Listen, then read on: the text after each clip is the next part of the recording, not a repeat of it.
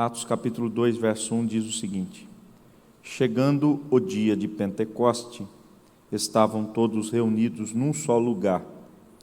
De repente veio do céu um som, como de um vento muito forte, e encheu toda a casa no qual estavam assentados.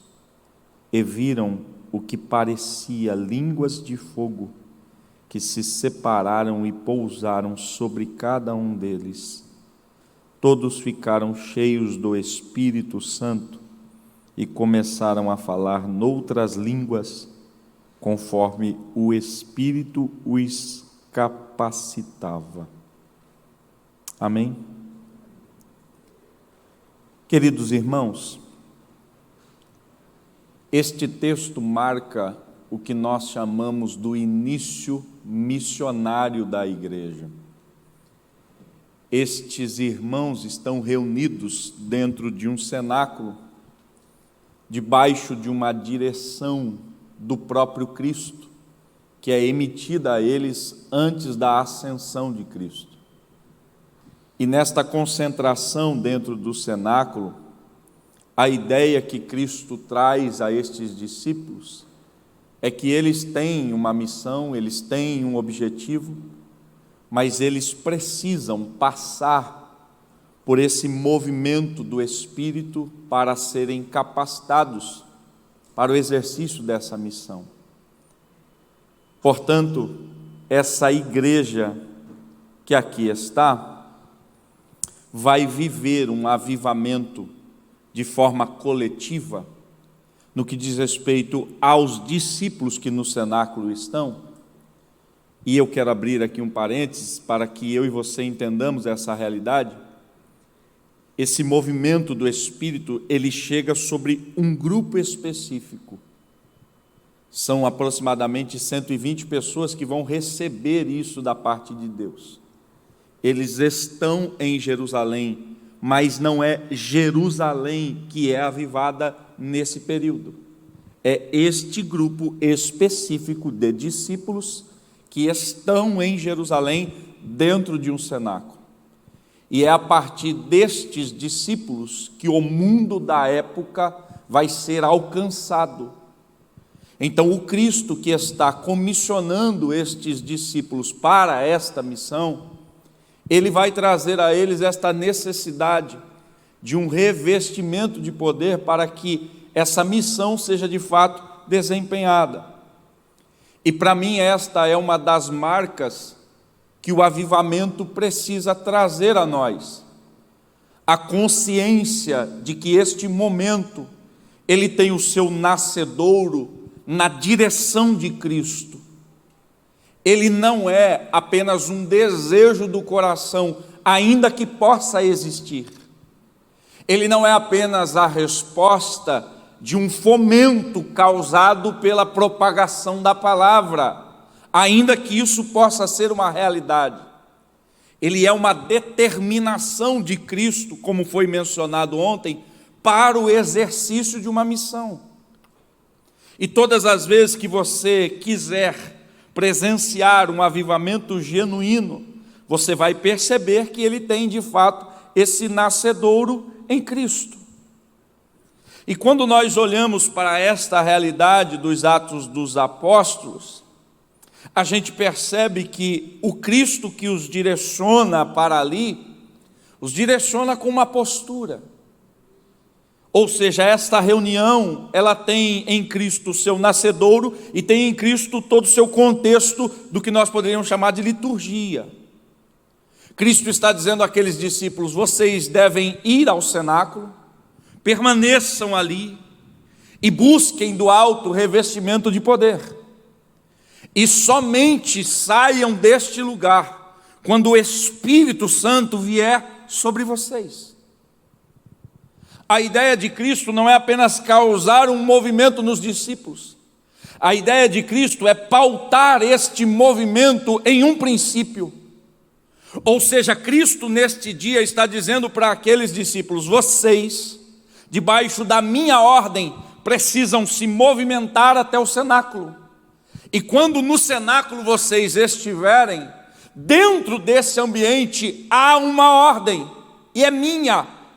Vocês não estão ali para serem satisfeitos em seus desejos primitivos, primários. Não, ali o que vocês precisam é buscar a minha presença, a capacitação que vocês necessitam. E muitas vezes nós não vivemos esse avivamento na coletividade, nós não vemos uma igreja mergulhada nesse mover do Espírito que nos vivifica, porque uma das coisas que nós promovemos é a descentralização de Cristo.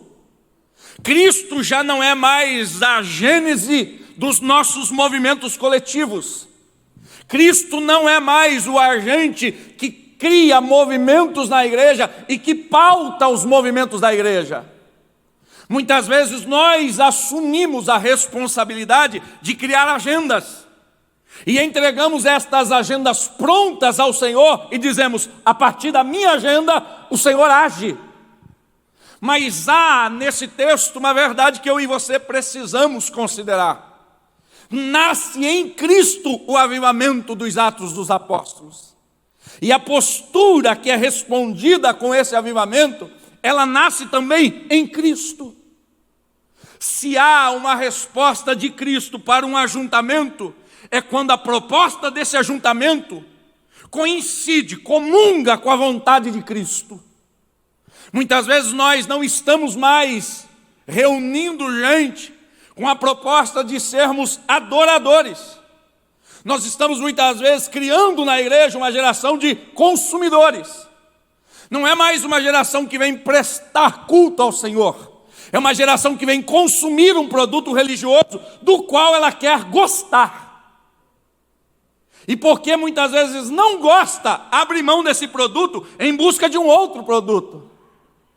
É comum você encontrar crentes dizendo: gostou do culto? Muitas vezes há uma reunião de avaliação da reunião. É uma reunião que avalia a reunião que aconteceu. E a proposta é essa: gostou do louvor? Não, não gostei não. Worship é algo que eu não curto. Você gostou do louvor? Gostei não. Eu gosto do worship, cantou muito o hino da harpa. Gostou do culto? Não gostei. Mandou ficar muito tempo de pé. E eu não gosto disso, eu gosto de ficar sentado. E a gente vai criando uma geração de consumo.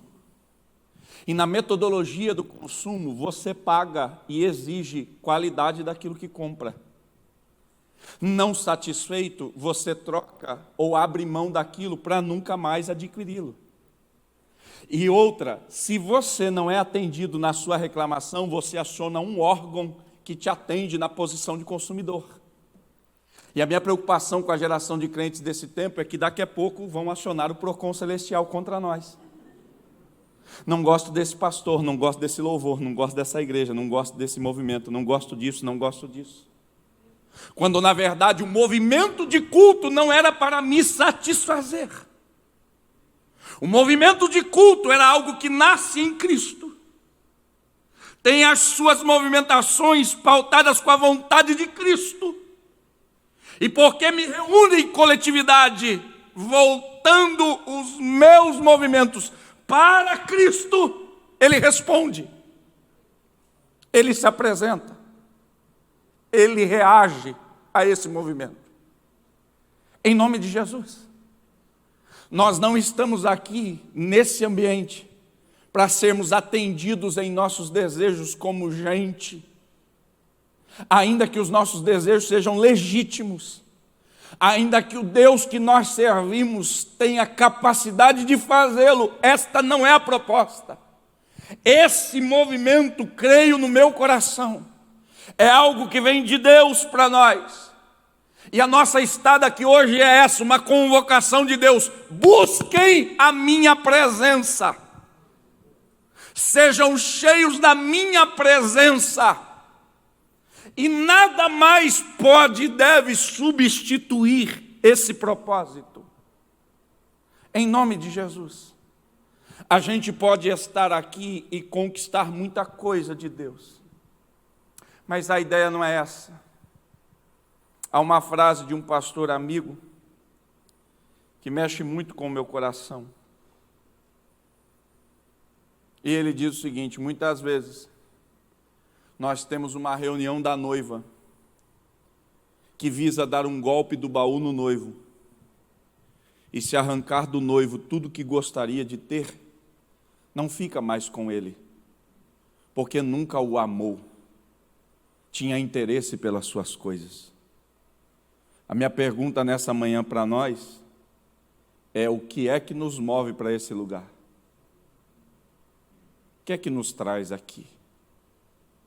Porque se a minha vinda aqui foi apenas para cumprir uma agenda marcada por esta igreja, eu perdi a minha estada aqui.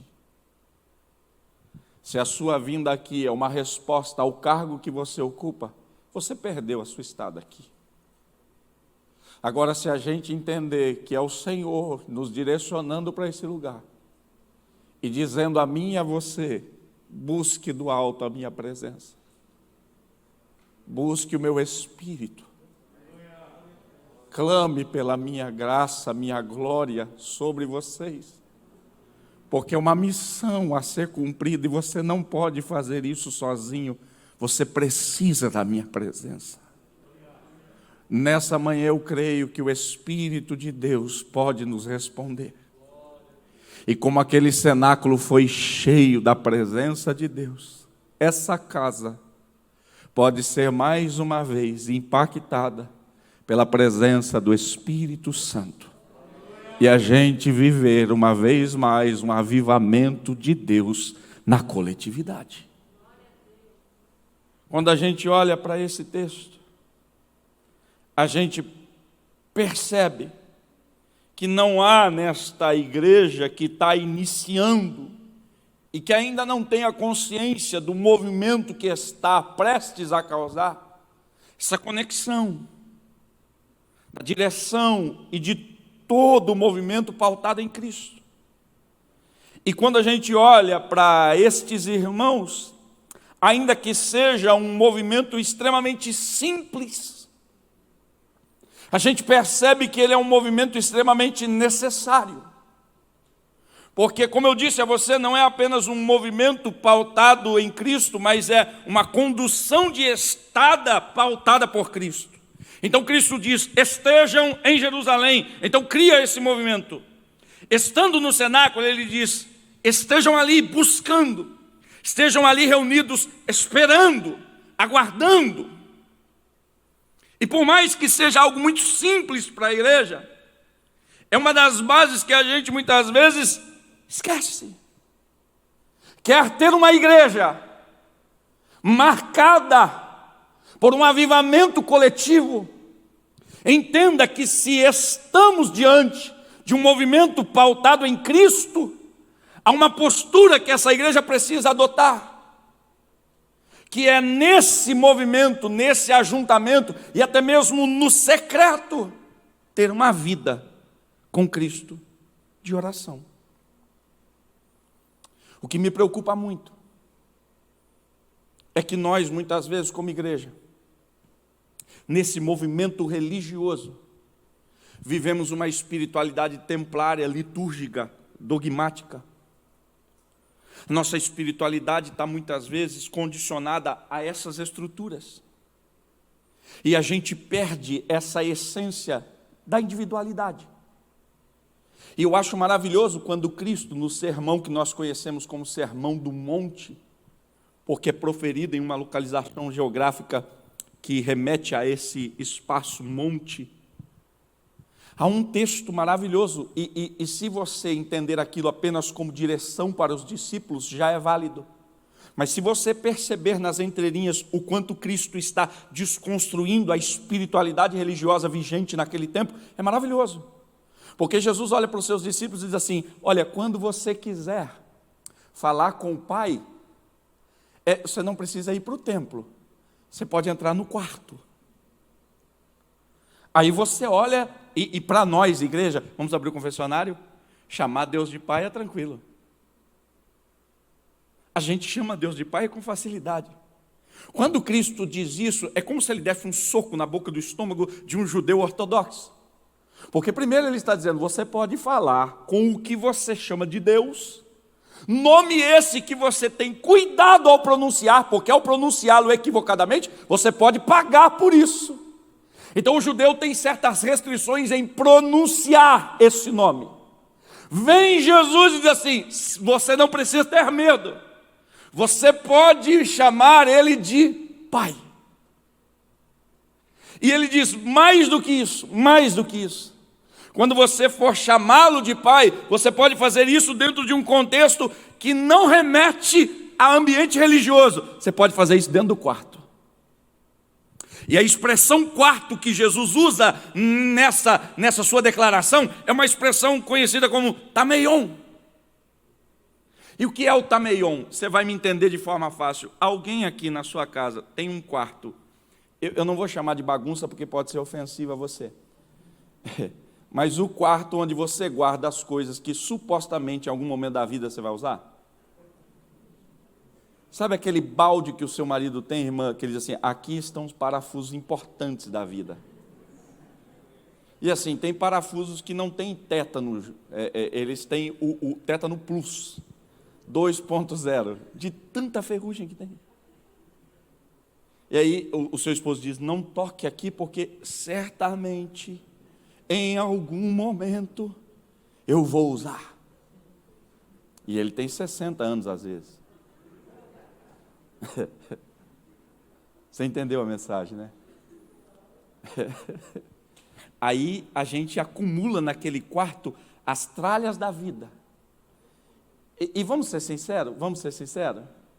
Nesse quarto você leva visita? Não. Nesse quarto não. Principalmente as mulheres, quando a gente é avisado, de repente, visita está chegando. O conceito de organização é esse, sala, cozinha e banheiro. Não muda. Ele é territorial. De Santa Catarina ao Paraná é assim que funciona. A gente recebe a visita na sala, se ela pedir para ir ao banheiro, vai estar arrumado. Se eu levá-la para tomar um café na cozinha, vai estar arrumado. Arrumou essas 3 áreas, está tranquilo. Então o quarto de tralha pode estar desarrumado. É só fechar a porta, ninguém vai lá. Porque aquele é um ambiente para você. Jesus está dizendo para esses discípulos, quando forem falar com o Pai, não precisa estruturar um quarto. Entra no quarto mais simples da casa. E talvez você diga, Jesus está mandando esses discípulos para aquele quarto que às vezes não tem beleza, às vezes não tem uma estrutura montada, porque a ideia de Cristo é que você, ao entrar no quarto e perceber muitas vezes a desarrumação dele, entenda o que de fato é a nossa vida. A nossa vida não é essa imagem projetada a partir de um púlpito para impressionar um auditório. Não, a nossa vida nos ambientes religiosos, ela é vestida, segundo a psicologia, da máscara do momento. Ou seja, aqui, nesse momento, eu sou o que prega. E porque prego aqui, imposto a voz, para facilitar sua compreensão, para muitas vezes mexer com você e você despertar do seu sono. Mas você acha que eu falo assim em casa? Você acha que eu olho para o meu filho e digo isso? Filho, em nome de Jesus, mova o seu corpo agora, imundo, fétido, e vá ao banheiro, derrame água pura, água limpa, água que purifica. E aí no fundo entra alguém com o teclado, existe um rio, Senhor. E aí o menino vai chorando, quebrantado para o banheiro tomar banho. Você acha que é assim em casa? Não. Aqui é o momento do pregador. É por isso que Jesus está dizendo, a espiritualidade daqui é performática. A espiritualidade daqui, ela segue protocolos. Só que Jesus está dizendo, entra no quarto secreto. Porque nesse quarto não tem performance. Nesse quarto não tem estereótipo. Assim como o quarto muitas vezes é bagunçado, é a nossa vida aqui dentro. Cheio de falhas, cheio de desejos que a gente não compartilha, cheio de medos que a gente não expõe. Mas é dentro desse quarto que Cristo diz, fecha a porta. Porque espiritualidade verdadeira não se vive na exposição, espiritualidade de verdade se constrói no secreto. de porta fechada. Não é para impressionar irmão, é para ter comunhão com Cristo. Fecha a porta. E o melhor, ele vai dizer: e o teu pai, que te vê em secreto? Eu acho isso maravilhoso. Porque a ideia do movimento de ir ao quarto é: vou falar com o pai. E ele diz: aqui eu não ouço, aqui eu vejo. Eu te vejo em secreto. Aí você diz assim: então quer dizer que eu falei esse tempo todo de bobo? Não, o Salmo 139 resolve isso. Antes que você fale uma só palavra, já sei o que você vai dizer. E muitas vezes, ainda que no quarto secreto, você vai falar coisas que não deveria falar, porque você não sabe como falar. Aí vem o teu pai e diz assim: deixa eu te ver, porque quando eu te vejo de fato como você é. E essa espiritualidade que nasce no quarto, precisava desaguar aqui dentro. Uma espiritualidade de quebrantamento, uma espiritualidade de busca genuína. Entrar aqui e entender que o coração precisa ser rasgado, a alma precisa ser derramada, e a gente só vai viver um avivamento coletivo. A igreja vai estar mergulhada nisso, quando a gente conseguir viver esse movimento de Cristo em nós. Esses irmãos se reúnem ali, 120 irmãos. E a ideia de Cristo é: esperem porque vem do alto. E eles não sabem o que de fato é. Eles não têm noção do impacto que isso vai causar. Eles não têm a mínima pretensão de estabelecer hora, momento. Eles estão ali, ingênuos, mas confiando numa promessa: vai chegar. E a gente precisa ter isso. A igreja precisa se envolver nisso. E muitas vezes o nosso movimento está marcado por essa falta de uma busca genuína em oração por aquilo que Deus tem para nós. Em nome de Jesus. Uma das marcas de todo avivamento é que ele é precedido por crises. E alguém ou alguns começam a orar. E essa oração é respondida. O que você e eu temos hoje como Assembleia de Deus chega até nós a partir desse movimento. Um homem à margem da sociedade do seu tempo ouve falar que o Espírito Santo estava trazendo atos novamente.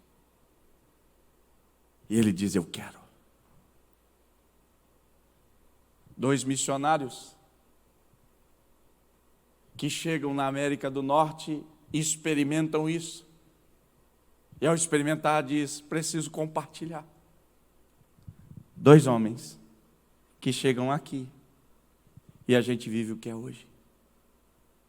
Em nome de Jesus, igreja de Blumenau, o Senhor nos traz aqui desde ontem para dizer: o que pode ser macro começa no meio de uma crise, no micro.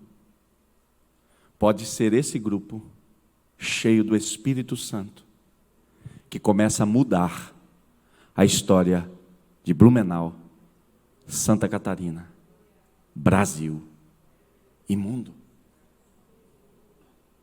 Mas eu preciso ter isso. E aí a pergunta para nós hoje é: como está nossa vida de oração? Como está nossa vida de fala com Deus? Porque o que me preocupa hoje, e já não é uma preocupação recente, é uma preocupação já levantada há tempo, é que nós, crentes, estamos envolvidos por um ativismo sem precedentes.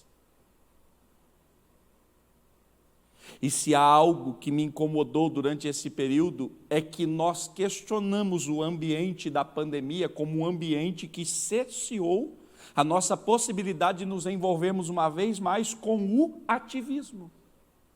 Não podemos ter mais reuniões. Não podemos fazer congresso. Não dá para fazer conferência. E para mim esse é um grito de Deus. Voltem para o quarto. Entrem no secreto. Dobrem os joelhos. Falem comigo. Vocês não vão executar o que eu tenho para vocês sem a minha presença.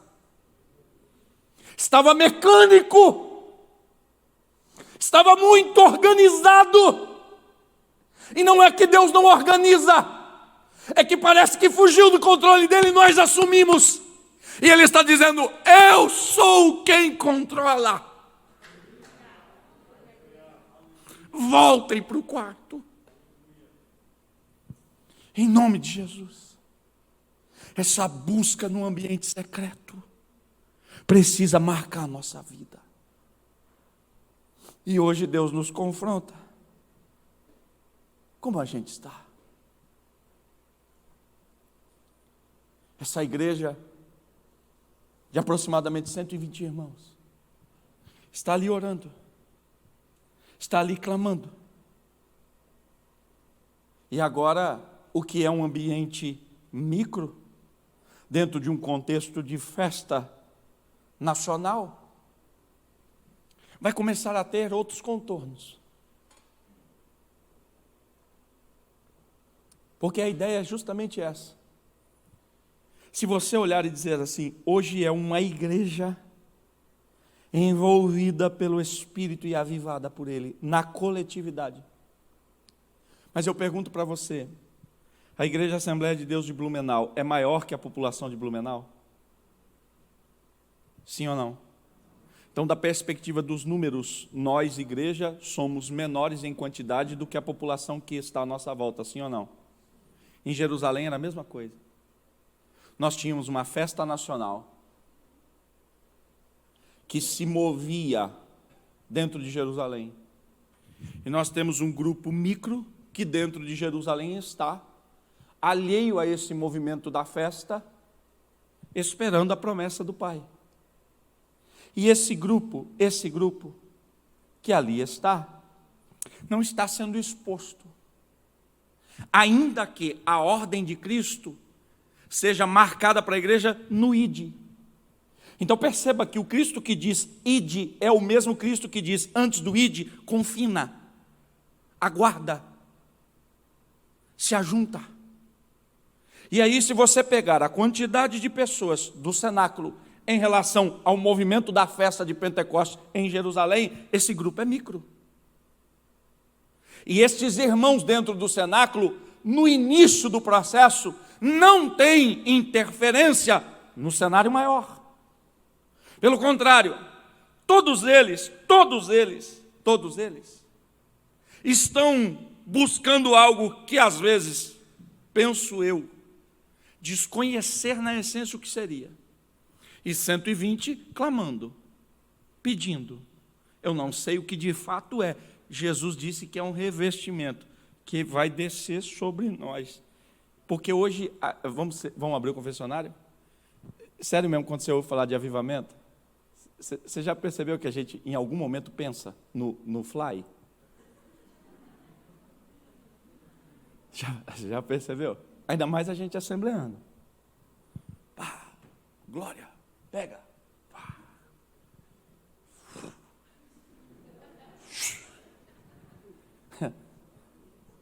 A gente faz algumas associações assim. Como é que foi o culto? Pentecostal. Pode ter certeza. Teve barulho. Pentecostal raiz, quando ele diz o culto foi pentecostal. É um culto barulhento.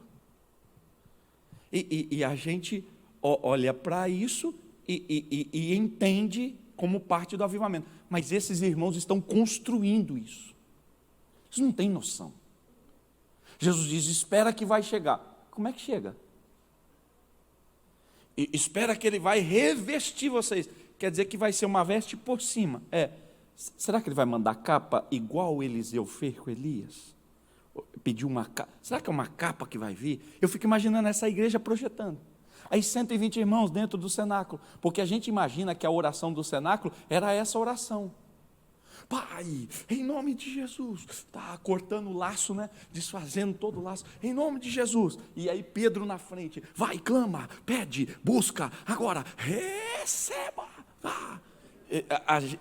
Eu às vezes olhando para o texto, eu imagino Pedro se movendo no espírito do Pentecoste, irmão.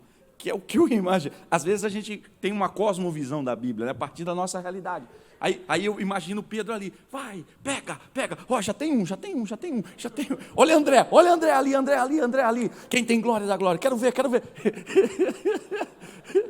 Às vezes eu imagino esse negócio acontecendo, e os irmãos pensando, cara. Só que essa igreja não. São praticamente 10 dias de um movimento de busca, de espera, mas que não gera nenhum impacto na coletividade. É um ambiente micro que em nada reverbera no macro. São 120 irmãos confinados num ajuntamento que não impacta coisa nenhuma.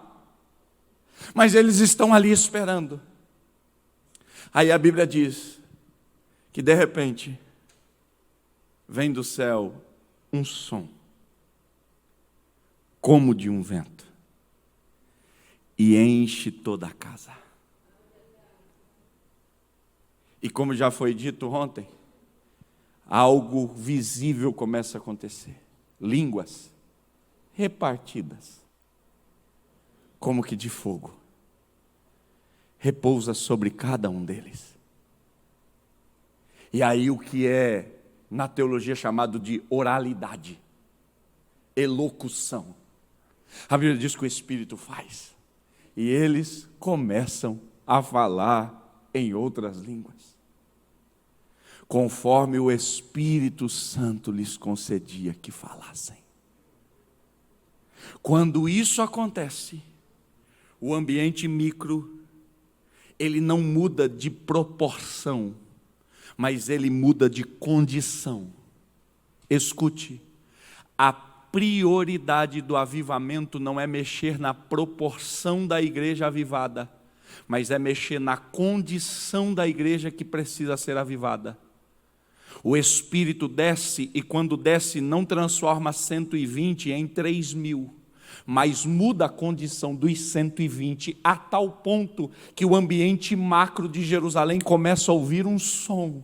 E esse som não é som de gente apenas, é som do Espírito que encheu gente e agora interfere naquele lugar.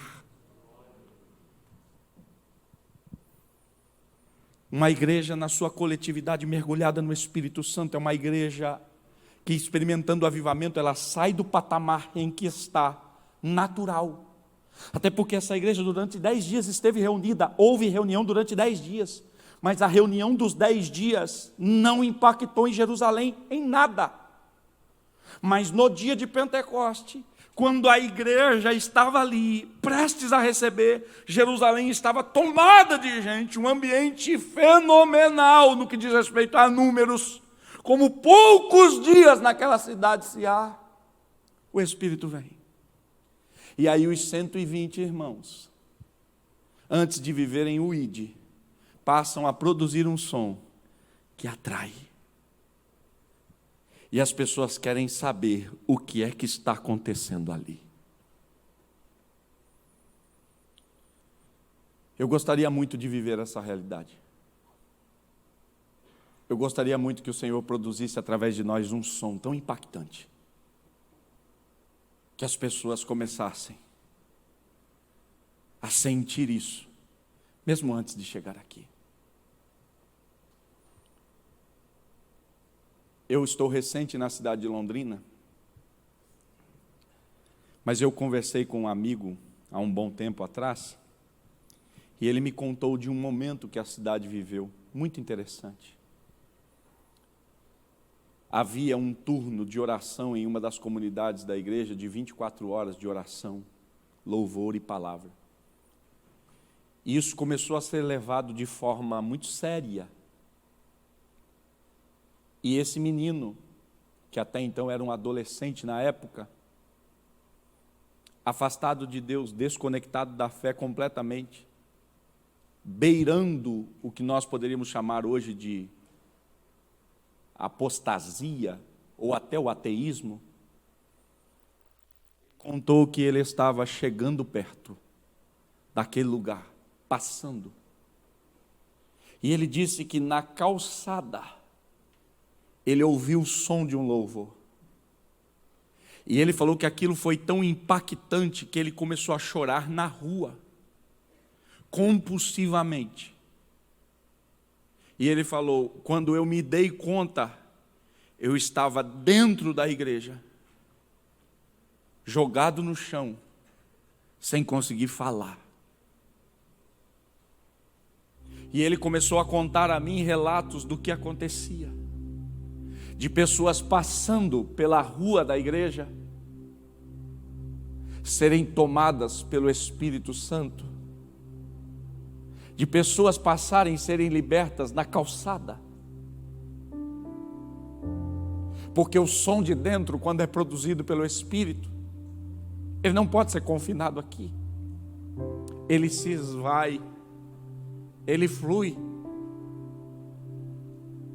Deixa eu dizer uma coisa para você, o Espírito Santo pode fazer isso com a minha vida e com a sua. O Espírito Santo pode fazer isso com a nossa igreja em Londrina e pode fazer isso com a igreja em Blumenau. A gente pode produzir um som aqui dentro tão impactante, movido pelo Espírito, que as pessoas começaram a ser atraídas. Antes do ide, nós podemos experimentar o venha. E não é um convite, é uma atração pelo ambiente de dentro.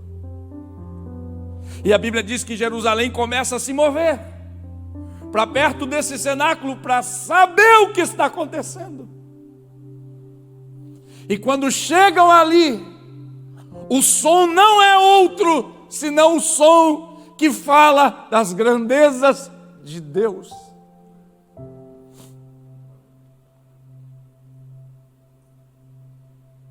E eu sei que vários pregadores já disseram isso, mas ali o Espírito vem dizer, o céu veio para a terra. Porque, como você que é teólogo já sabe, um dia os homens em Babel tentaram ir da terra para o céu. E quando tentaram chegar no céu, o propósito não é apenas chegar lá, porque até seria um propósito muito positivo, quero chegar no céu. O problema é que eles disseram, se a gente chegar no céu, é o nosso nome que será perpetuado. E todas as vezes que você tem um propósito de conexão com o céu, mas cujo seu nome está em evidência, Deus não aprova. Porque a ideia é, quer chegar no céu, que seja por um nome, que seja por um caminho, e não é mais o seu nome, é um nome que está acima de todos os outros nomes, o nome de Jesus Cristo. E porque o propósito era de chegar no céu, mas o objetivo era de perpetuar o nome de homens na terra, Deus disse assim, não gosto. E ele desce. E quando ele desce, ele confunde todas as línguas, ninguém entende mais nada.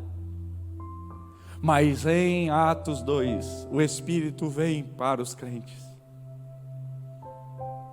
E aí quando o Espírito chega, ele diz assim, todo mundo vai entender agora.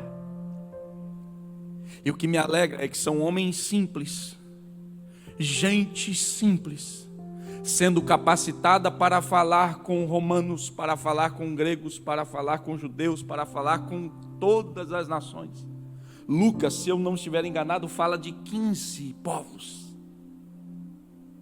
Imagina, uma igreja que promove um som, e não é apenas um som, mergulhada no Espírito, a sua coletividade envolvida no Espírito, ela não ganha apenas um som, ela ganha um som que equaliza o entendimento de vários povos. E isso é uma manifestação de avivamento que nós, igreja, precisamos viver. Nós somos uma igreja centenária. E nós temos aqui dentro irmãos que passam dos seus 80 anos. E o avivamento que nós temos não precisa excluir faixas etárias. O Espírito Santo capacita. Um fala para 80, outro fala para 40, um fala para 15. Uma igreja mergulhada no avivamento. Vem aqui, vem aqui, vem aqui, vem aqui, vem aqui. Fica aqui do meu lado. Precisa de mais um, né? Mais um. Não, mas tem que ser um padrão, Pastor Lediel, posso lhe usar? O senhor pode ficar aqui, porque a ideia é de crescimento. Eu te coloquei na... Como é que chama essa calça aqui? Não lembro. Mas é uma calça estilosa. Mostra o tornozelo e tal, tem todo um estilo, né?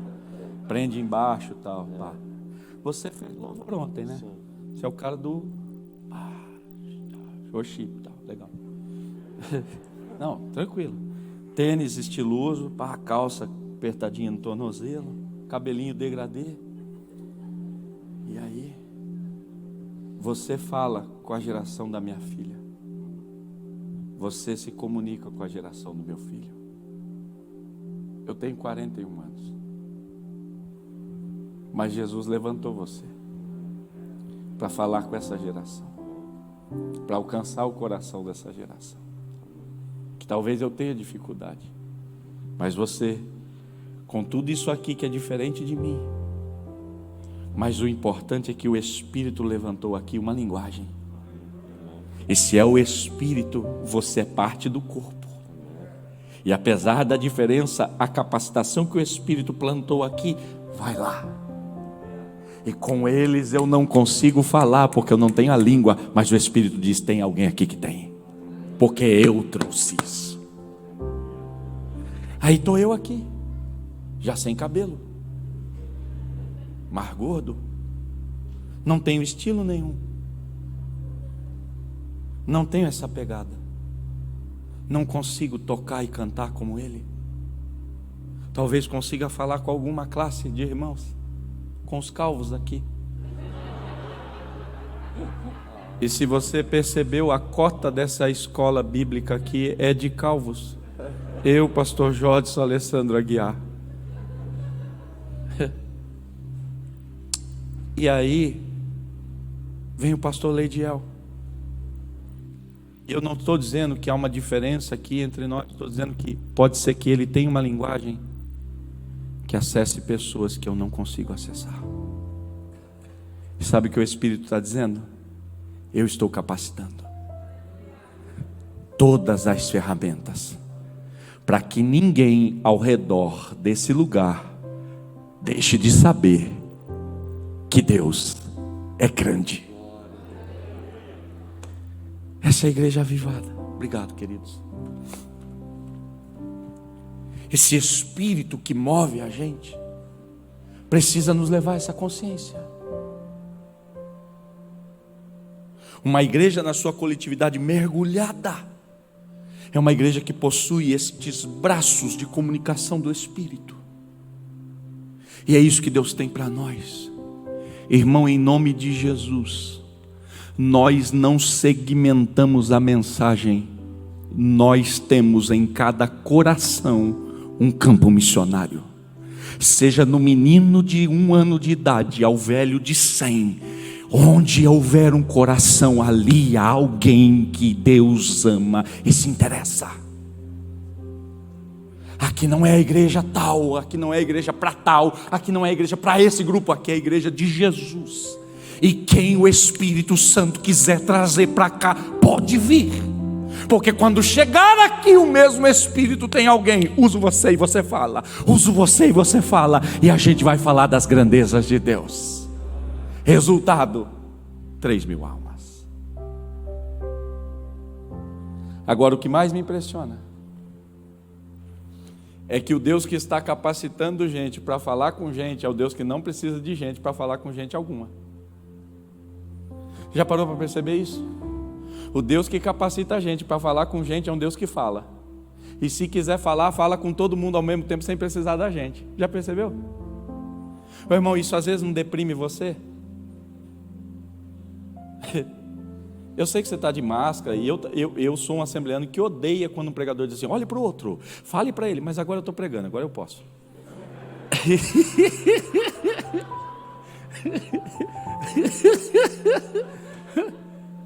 Olhe para o seu irmão agora.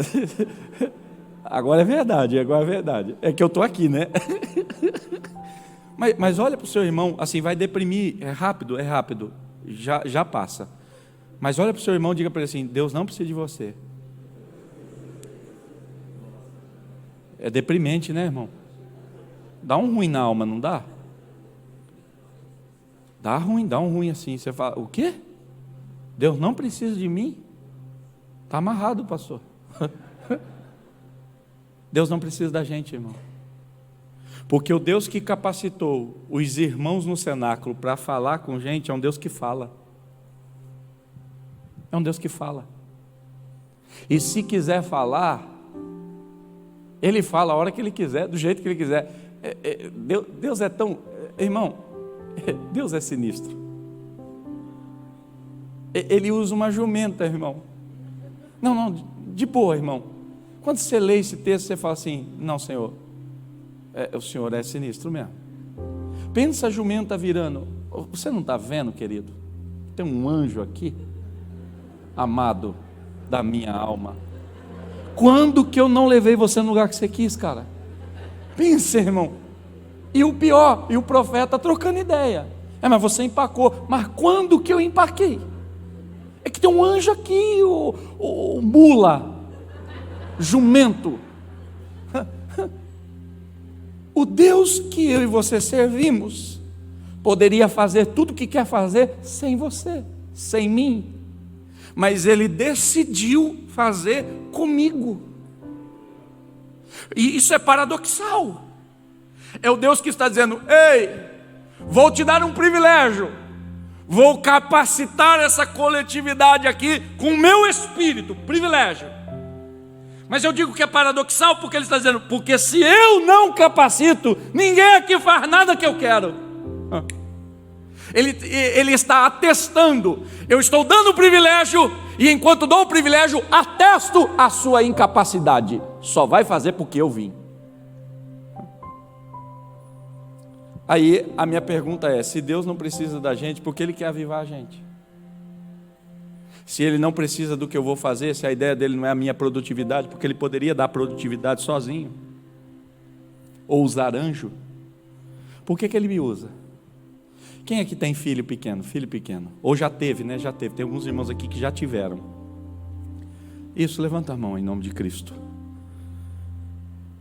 Alguém aqui já teve aquela... Na minha geração tinha muito isso. Hoje o fenômeno do lavacar usurpou essa situação. Mas aqui alguém já levou filho pequeno para lavar carro junto? Lavar carro junto. Ô filhão, vem lavar carro com o pai e tal. Já fez isso? Ok, você pai, guarda essa informação. Tem alguma mãe aqui que já levou filha pequenininha, assim, ou filho pequenininho para lavar a louça? Quem aqui das irmãs já fez isso? Vem aqui, filha, ajudar a mamãe. Ei, olha que alegria. Não.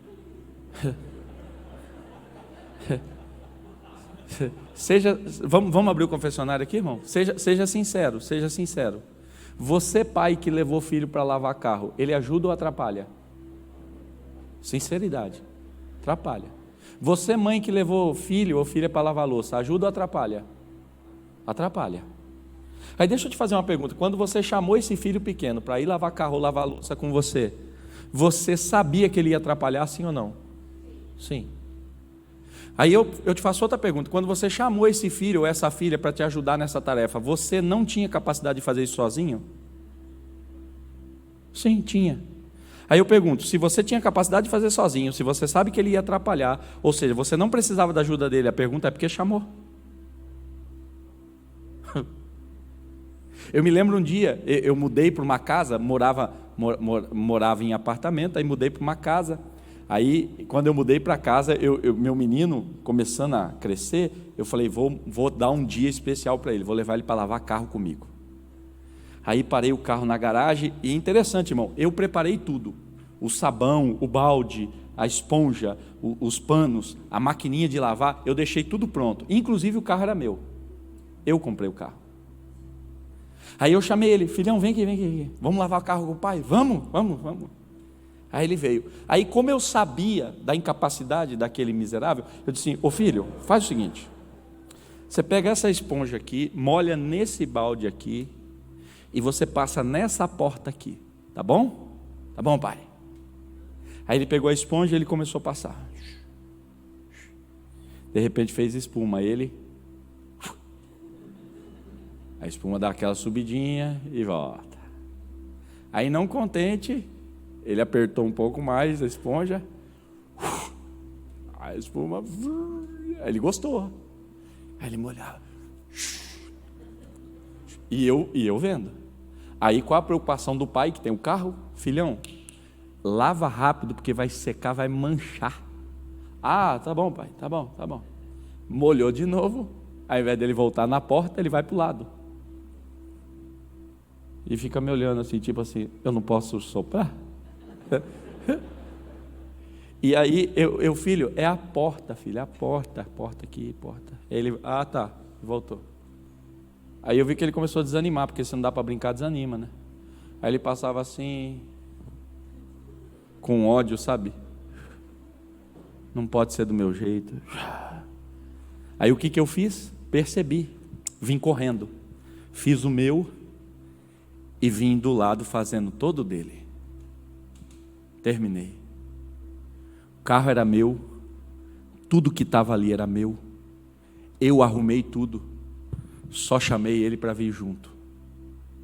Aí a ideia é a seguinte: precisava? Não, mas eu queria ter meu filho do lado, porque a ideia não é o serviço que ele me presta, a ideia é a presença dele comigo, como um pai e um filho. Uma igreja avivada é uma igreja que entende que é a relação que frutifica e não a frutificação confirma a relação. Deus está dizendo: eu não quero avivar vocês para produzir através de vocês, eu quero avivá-los para que vocês sejam filhos próximos do Pai. A ideia não é trazer a vocês produtividade, a ideia é trazer a vocês relação. E sabe o que é mais interessante? Eu arrumei todo o carro, eu preparei todo o carro, eu lavei todo o carro, ele me atrapalhou. Só que quando terminou o trabalho, ele entrou em casa, encontrou minha esposa e disse assim: mãe, ajudei o pai a lavar o carro. A minha esposa olhou e disse assim: que lindo, filho, você é um trabalhador, meu Deus do céu. E eu olhando, se não fosse eu, se eu não tivesse comprado o carro, se eu não tivesse comprado sabão, se eu não pagasse a água, se eu não comprasse a máquina, você não tinha o que fazer. E se eu não te ajudasse, você não faria. Jesus veio dizer aqui para nós nessa manhã: você é o filho que eu chamei para lavar carro. Você faz tudo errado, e Jesus vem atrás consertando tudo. Quando termina, alguém olha e diz assim: que trabalho você fez? E o pai está olhando dizendo assim: a igreja é minha, o ministério é meu, o Espírito foi eu que mandei, a unção pertence a mim, a graça é minha, e você está vivo porque eu mantenho você. Se não fosse eu, não tinha nada para você. O Pai não chamou você para produtividade. Uma igreja avivada na coletividade é uma igreja que se relaciona e entende. O importante não é o que o avivamento faz através de nós, o importante é o que o avivamento nos leva para a conexão com o Pai.